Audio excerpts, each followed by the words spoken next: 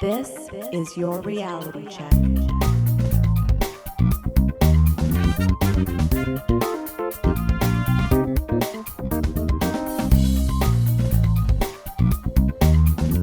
Hi everyone, and welcome to The Reality Check, the Canadian show that explores a wide range of controversies and curiosities using science and critical thinking.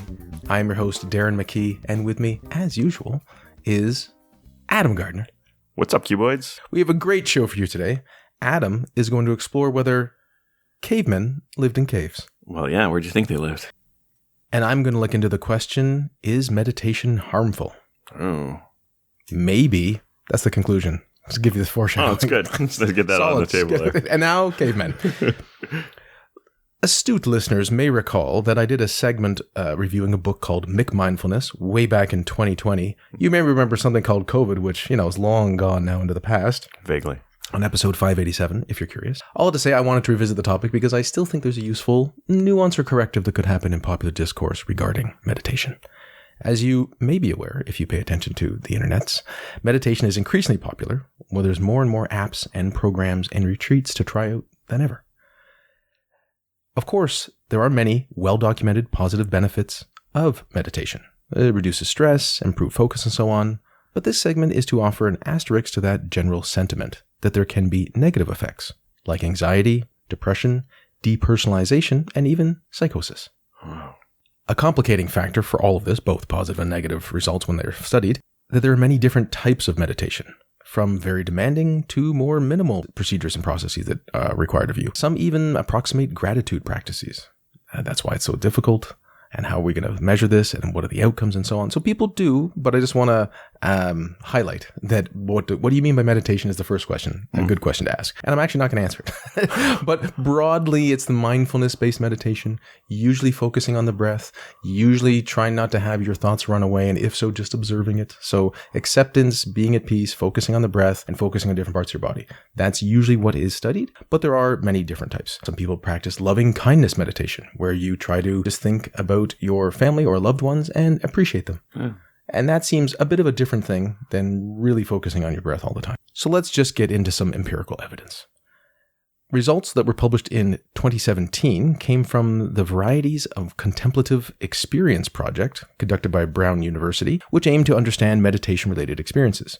It involved extensive semi-structured interviews with more than 60 Buddhist meditation practitioners and over 30 Buddhist meditation experts, teachers, and clinicians. They had a wide-ranging discussion, and they usually explored unexpected, challenging, distressing, or functionally impairing experiences associated with meditation. At least that's the negative side. The study identified more than 50 types of experiences across 7 domains: somatic, affective, cognitive, perceptual, conative, sense of self, and social. And no, I'm not going to define those. More specifically, types of experiences were like blissful states, intense joy, ecstasy, or rapture, fear and anxiety, distressing emotions arising during meditation, altered perception, this is the changes in sensory experiences like visual distortions, ego dissolution, a sense of selflessness or interconnectedness, and psychotic-like symptoms, rare but significant occurrences there. So what did they find? Well, the main findings were that the project challenges the prevailing narrative that meditation is always beneficial. Now, you could say, who says it's always beneficial? I'm not saying people do say that, but that's the feeling I get. When people say, have you tried meditation? No one says, by the way, that might be slightly negative for some people. That's thus this segment. Yeah. So some participants reported negative effects such as I mentioned, anxiety, depression, feelings of unreality, which I think is what a lot of people are looking for from drugs and alcohol, but I guess depends what you're seeking. Importantly, these experiences are not limited to beginners, and even seasoned practitioners encounter them. Oh. Because of those results, the project thought informed consent and proper guidance during meditation practice was a good policy and procedure going forward. Mm-hmm.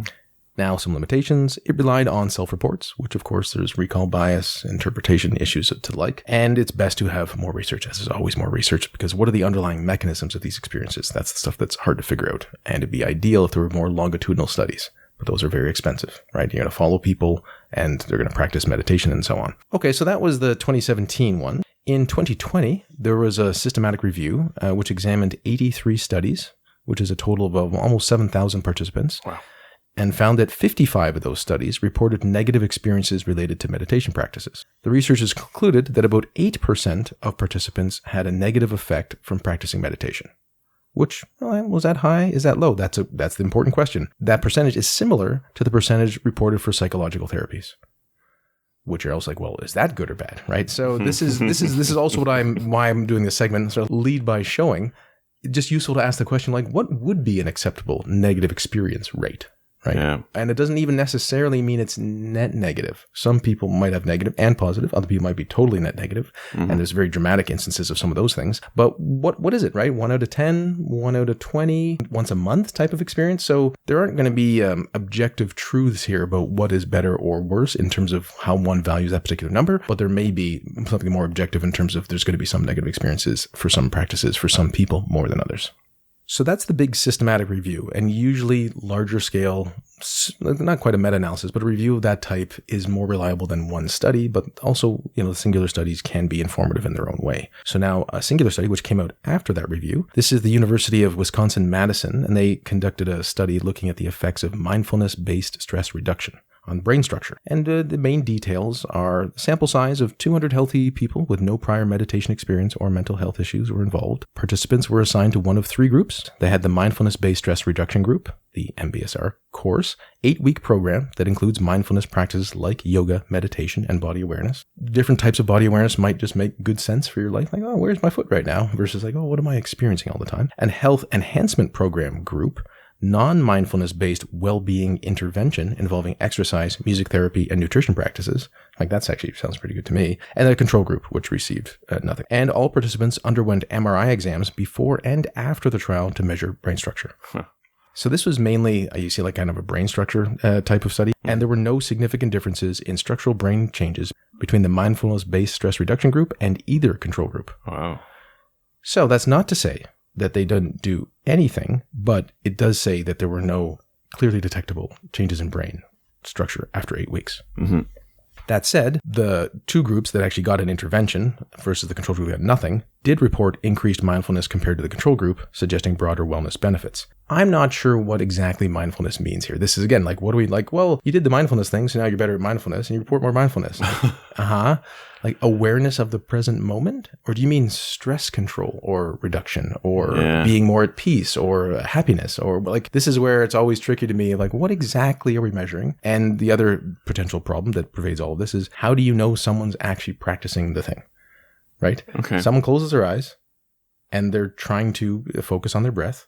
And you're going to ask them, like, so did you focus on your breath? Like, well, I tried, maybe. Mm-hmm. What does trying look like? Self-report, recall bias, like all these things pervade it. And we don't have an external way to know if someone is internally doing mindfulness. That's the fundamental issue, right? There is no external control for this. External observational metric for this. Yet another study was the Adverse Effects in Regular Meditators study. I think the name kind of gives it away a bit. This is a 2022 study. A study involving 953 people in the United States, meditated regularly, found that over 10% of them experienced adverse effects. These effects significantly impacted their everyday lives, and some persisted for at least 1 month. The most common adverse effects reported were anxiety and depression. Other symptoms included psychotic or delusional experiences, dissociation, and fear. And these did occur even in individuals without prior mental health problems. Again, that's not everyone. And when it says some depression or psychotic or delusional experiences, it doesn't necessarily mean people are having full-on breakdowns. But there have been reported cases of people needing to be hospitalized after meditation retreats. Wow. And there are people who have committed suicide. Yes. Oof. Well, but then you're like, well, okay, people do commit suicide, as terrible as that is. Were they going because of that? Were they more likely to go in the first place because they were troubled? How many hundreds of thousands of people go to meditation retreats and don't commit suicide? So I think one should be wary of that while acknowledging that if some of the stuff really worked, one would think that they may not, right? But I'm not making that claim. I'm just saying be careful out of the stats and like out of how many, right? Mm-hmm. When we're trying to assess these studies and the negative experiences people might have, I think it's useful to more overtly think of the different variables at play here, right? So there may be individual differences of broad strokes, right? People are different. There's going to be so many different types of people. You can imagine different distributions of different traits, and that's going to lead to different effects, even with so-called the exact same treatment. Meditation type I mentioned before, intensity is going to be related, and that links to duration. So longer and more intense meditation may increase risk. In fact, when people are talking about harms, most people are talking about longer term meditation experiences. The 5 minutes a day, 10 minutes a day, even half an hour a day, some of you are like, well, that's no problem. No, we're not talking about that. We're talking about the week-long 10-day retreat, which is, again, a completely different type of experiences, right? We'll get into that in a moment. But so there could also be, as we just alluded to, pre-existing mental health issues, right? They're perhaps even more likely to seek out meditation and therefore anxiety, depression. Could this person be the best arbiter whether it got that much worse or better? Maybe, right? But maybe not. There can also be a lack of guidance. Many people are using apps, which may be better than a person, a meditator, or not, but maybe not. Like, again, there's a whole range of quality out there, both in people and in apps, and that might be a factor here. I think there's also an issue of potential addiction. That was highlighted in one of these articles. It's linked in the show notes, trcpodcast.com. It's a great website. Where for people who do find a positive benefit from mindfulness meditation, they go to these retreats and they feel better. They're in the zone. They feel calmer. And then when they go back to life, like, oh, it might be a bit harder, but they can, trying to get into it more, but they just want to keep meditating. Okay. And then they might even do that at the sacrifice of their sleep, which then it's actually a sleep deprivation issue that's causing other problems. So they'll be doing hours and hours a day if it's affecting their sleep. This isn't half an hour, right? Correct. Well, again, these are so are we dealing with outliers? Are we not? What's the population here, right? I think there's another broad thing here about what is the life experiences of people before, during, and after retreats. A retreat is often very, very different from one's normal life. That's the point for a lot of people, right? It may seem like meditation works when you're at the retreat, but when you're back home, it doesn't seem to work. So just try harder.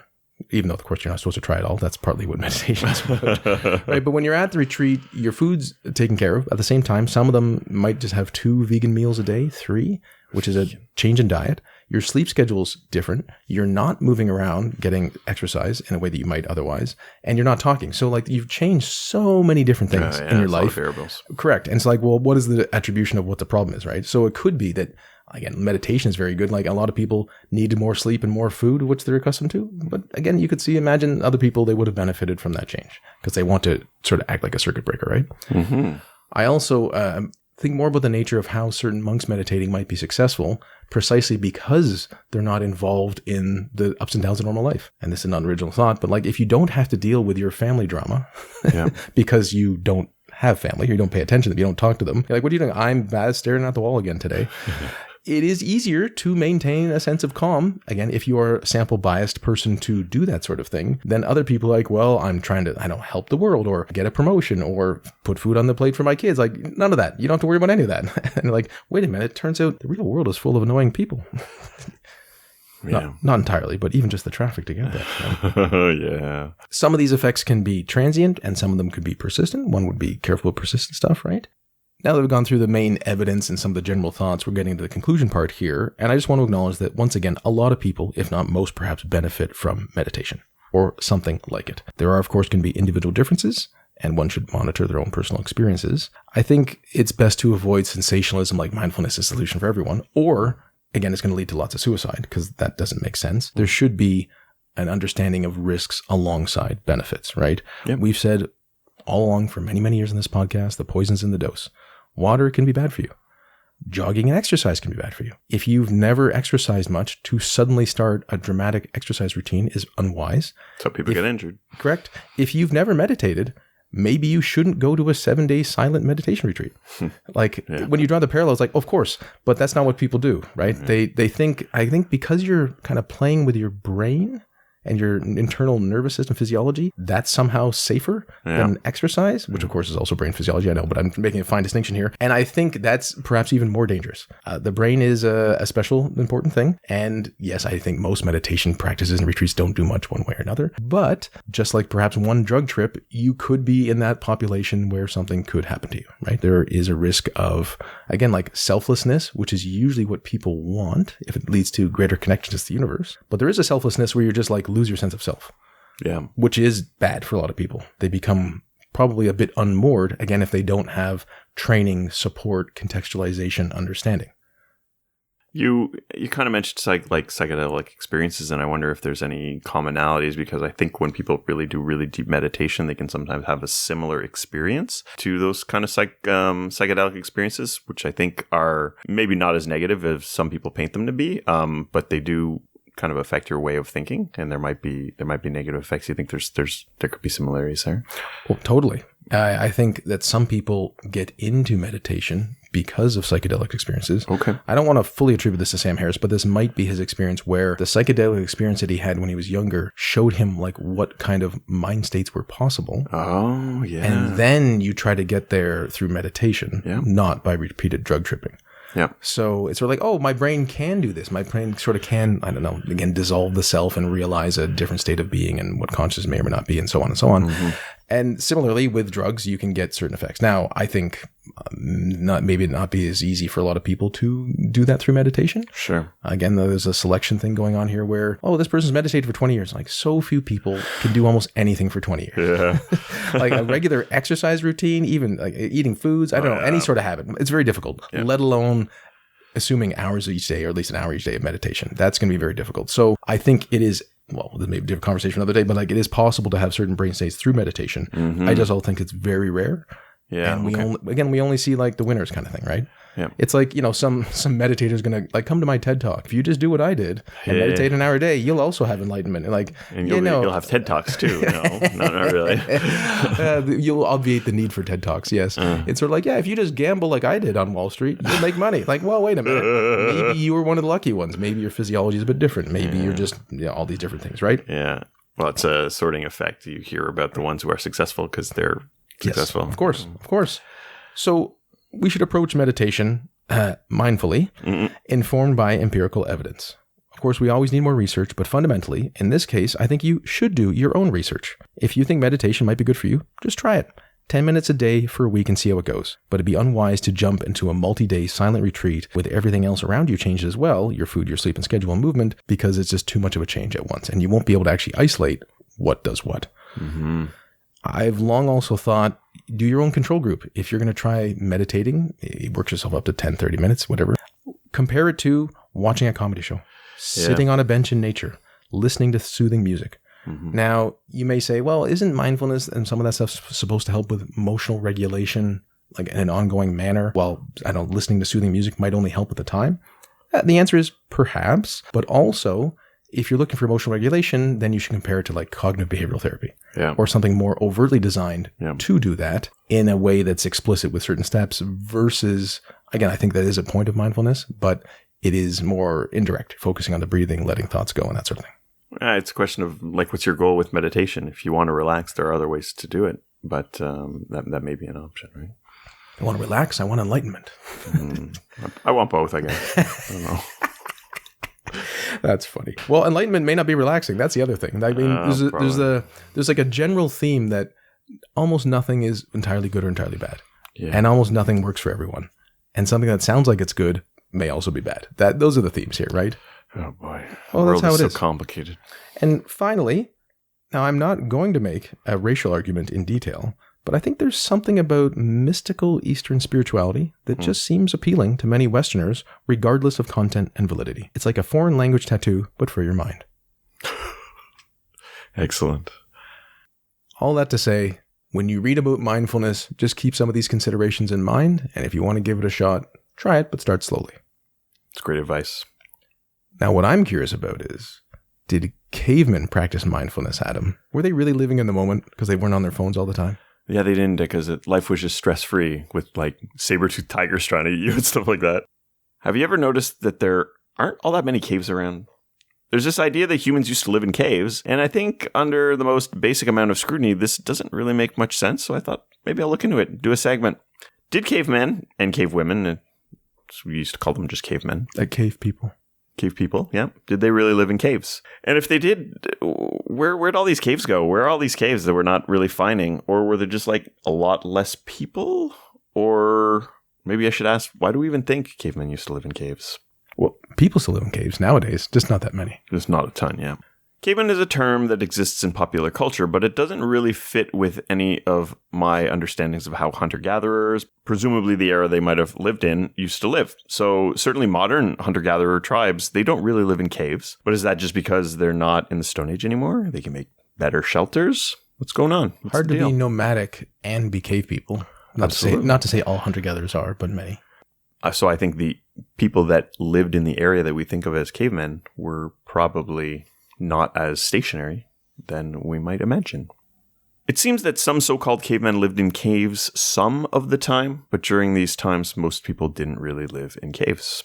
The term caveman isn't really a scientific one. It refers to humans from the Paleolithic, also known as Stone Age, period. These people moved from place to place as seasons changed. There's evidence in caves that some of these people were in them at some point. There's evidence that they cooked in them. Artifacts can be found, like art, forms of cave painting, things like that. So we know this because a cave, which would have provided natural shelter for Paleolithic man, also provides a shelter for their artifacts. So you're shielded from the impacts of various elements, weather. Animals might be less likely to be in certain caves. A cave is a great archaeological site, but because much of the archaeological evidence from the period is found in caves, it doesn't necessarily mean that people predominantly lived in caves at the time. Kind of like how there's a lot of old stone structures still living, but that doesn't mean people didn't live in wooden homes. They're just the ones that are still around. Oh, the wood would have rotted away ages ago. The stone, if it wasn't looted by someone, still around. Are you saying all their oil paintings and easels didn't last as long as the cave paintings, Adam? Probably not. We'll never know. Without a time machine. Or Space machine. Check the simulation to like the history on the simulation. So the main issue really is just there aren't that many caves, right? Animals, including humans, have used caves as shelter for ages, but they aren't everywhere. So how and where ancient humans lived depends on the time and place. What we think of as a Stone Age can be broken up into 3 periods. So the Old Stone Age is Paleolithic, Mid Stone Age is Mesolithic, and the New Stone Age is Neolithic. So for the older period, Paleolithic, and some of the Mesolithic, humans may have made temporary structures called bender huts, which basically bent hazel, it's a sort of tree or bush, with animal skin over it. Very basic. Alternatively, they would have had another kind of like simple wooden shelter. Now, the problem is we don't have surviving evidence of these, as they would not have remained long in the archaeological record. So it seems that archaeologists believe this is what they had because we don't have any evidence, because it disappeared, which is a bit of an odd way of thinking about the problem. Really embracing the absence of evidence route. Absolutely. There were also bending robots that made these structures. A few years later, I think. But then the rust just really got to them over time. Nothing remaining. It's probable. So before this, and perhaps at the same time, they may have slept in treetop nests. So this is what our primate relatives do, and they rarely seek shelter in caves. So for the mid-Stone Age Mesolithic, there are some houses which have been found which are more teepee-shaped, so kind of like a cone. And then in the New Stone Age, the Neolithic, this is where large wooden buildings, sometimes called halls, existed. There's some older examples of these from around 4000 to 3600 BC that have been found. Some older proto-cities have been found in the Middle East, such as ones in Turkey, dating between 7100 BCE and 5700 BCE. And from around 4000 BCE, we have what we would think of as a sort of city popping up in places like the Middle East, Mesopotamia, Egypt, China, and India. Things were really starting to change by then. So the caves do exist. Are they really that great places to live? Not really. Right? They're dark, they're wet. The temperature is often too hot or too cold. And this is coming from Adam, who lives in Quebec. Oh. I don't live in a cave. So we imagine these massive caves, right? High enough ceilings that you can stand in, but a lot of caves are too small, right? I remember when I was a kid, right? In the second Ninja Turtles movie, they make living in the sewers seem like this huge luxury, right? This abandoned subway station and everything. But really, if you lived in the sewers, it would be dark, wet, it would be cramped. A cave would be about that unpleasant. Let's at least mention the smell in the sewer. Like, Adam, the first thing, forget the dark and the wet. You're like, what is that smell? Oh, it's sewage. Well, if it's just storm drains, it's not that bad. But if it's the other kind of sewage. Guess what happens with storm drains? They flood, and also sewage. Yeah. Anyway. Yeah. Some bad stuff going on there. The caves I've been in have been full of water. You need to crawl around. One, I actually had to go underwater to get into this area. That's not going to provide me with great protection. And there's no sunlight often, depending on how it kind of winds around. So you really wouldn't see anything, especially if you had no technology. These so-called cavemen didn't have indoor lighting. They might have had fire. Yeah, they might have had fire and torches, so that could have been an option. Has its own problem inside a cave, though. Oh, yeah. Smoke quality. And all sorts of bad things. It depends how big and how open it is. And if it's too open, it's not that useful, right? So I've been in a few caves, and those I've been in were as a tourist, right? So those destinations are those are the These are the top caves in the world, right? Not everyone would be able to live in those. They're outliers, roomy caves you can stand up in, but often they've been partially excavated to make access to them even better, right? If the humans had the ability to excavate, if they had the technology to light their caves, well, they'd be able to build houses, cook food, have an air fryer or something like that. Something cool. An air fryer? At least a George Foreman grill. Oh, yeah. That'd be nice. By the way, if any of you happen to go to Belize, there's an amazing cave tour there that I highly recommend. Oh, excellent. It is like 8 hours. And sometimes the water's up to your ankle and sometimes it's up to your neck. But it's amazing. Headlamps and the whole thing. Yeah, yeah. Mm. People did live in those caves. And there were bones. And you can see, is there paintings, arts and stuff? Not much from my memory. Yeah. More just a very elaborate. Oh, that sounds very cool. Mm-hmm. Belize. Okay.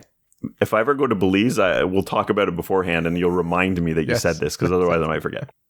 Now, from a safety point of view, the cave might not actually be that much better. There's blind spots, corners. If an enemy or predator comes into the cave, you might get cornered and you just get eaten. There could be cave-ins. There could be other accidents. You could drown. You could fall and hit your head. It just might be a bad idea. Caves are the number one location for cave-ins. I just want everyone to know that. That's a warning. That's true. It's true.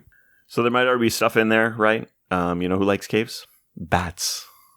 Bats like caves. And at least one grown man. Yes. So the Bat Cave is very cool, but Bruce Wayne had advanced technology, nearly unlimited money to outfit his cave, and he was still lucky enough to have found an absolutely massive natural cave under Wayne Manor.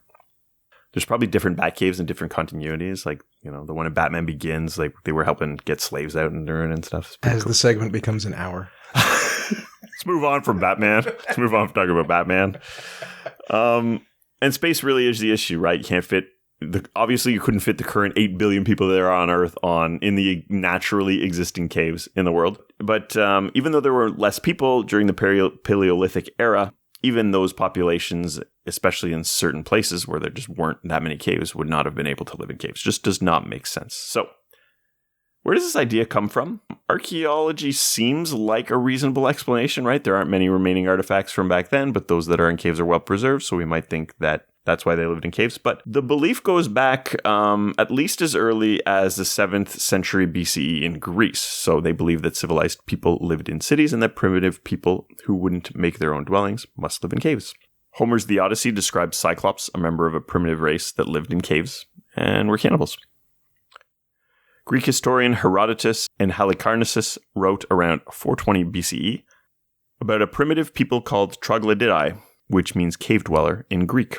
And then they were later mentioned in many other historical Greek texts.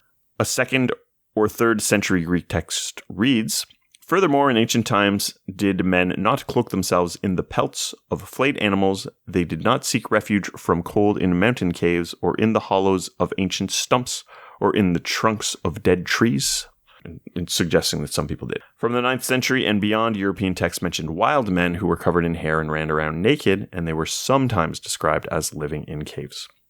So these aren't based on archaeology at those times. Unlike the Cyclops. Yeah.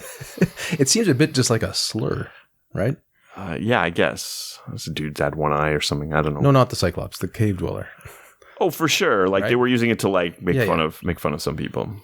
The more modern belief may indeed be reinforced by the paintings, fossils, other artifacts found in caves, but this is a more recent belief. So, as I mentioned, this isn't because they were common places to live, because things were well preserved in those caves. There are, of course, instances of people living in caves, hence those on record, and some were inhabited for long periods, such as the Theopatra caves in Thessalia, Greece, which were occupied from 38,000 to 3,000 BCE. That's like really long. It's like longer than a lot of civilizations. Yep, it's 5,000 years ago. Yeah, like all human civilization. So-called cavemen didn't live in caves. Early humans lived in trees, then temporary dwellings, and eventually permanent constructed buildings. Those living in caves throughout those years were rare, but some of them left lasting impressions for archaeologists to find years later. Well. Just mind blown. All those Far Side cartoons were not accurate. On the Cavemen Wikipedia page, there's like a bunch of Gary Larson stuff in there. Like, yeah, of course. Those paleontologists can't trust them at all. Well, I mean, early humans got out of the trees. We know that, right? That's one of the main things. But I could see a cave, as you said, there could be something in there, right? Unless you have fire to make sure there's nothing in there. And something else might want to go in there, like a bear or something else. So that's a dangerous thing to have that. But it certainly would be nice to have protection on multiple sides. Yeah, protection from the elements is something we kind of take for granted, you know? I was out in the rain a bit today, and like, this is, you know, not terribly unpleasant, but it would be bad if you had no choice and it was really hard, you know? Is that like one of the best human inventions of all time? Inside. Just being inside. You know what's great? Inside. Yeah, that's true. Well, thank you, Adam, and thanks for joining us once again, listeners. I talked to you about meditation and whether it can be harmful, and it can. And Adam talked to us about cave dwellers, which weren't really as much of a thing as we tend to think in popular imagination. Apologies to anyone who lives in a cave. I'm sure you're lovely people. Great reception, though, you got. Until next time, think better to act better. Peace out, cuboids. For show notes or to discuss this episode, visit our Facebook page and website at trcpodcast.com. For general inquiries or to send a topic or parody suggestion, email info@trcpodcast.com. Help support the show by leaving a review on iTunes and liking us on Facebook. Follow us on Twitter at TRC_podcast.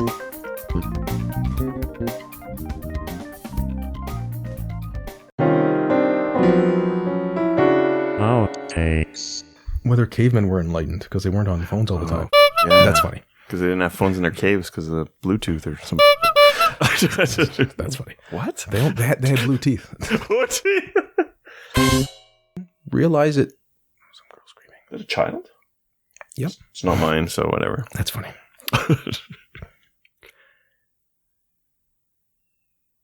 I don't think it's getting kidnapped. I was going to say, is this a Kitty Genovese thing, right? We're like, well, what are you going to do? We're 18 floors up. There's no way I can stop a kidnapping. What am I, Batman? Am I batarang down this thing? I mean, I would as the guy, but I then had to reveal my ego, my alter ego to you.